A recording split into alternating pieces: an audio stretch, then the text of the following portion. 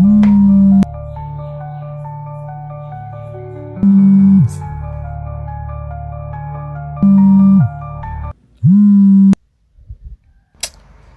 के हो?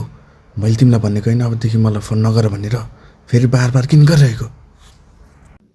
हेलो, कहाँ हो तिमी? किन मेरो फोन उठाइरहेको छैनौ? हेर, तिमीले मलाई यसरी युज गरेर कसरी छोड्न सक्छौ? मैले भनेको होइन अबदेखि हाम्रो कुनै रिस्ता बाँकी छैन भनेर। आजदेखि कहिले फोन नगर मलाई, ठिक छ? Good by. कति हैरान बनाउँछ साली।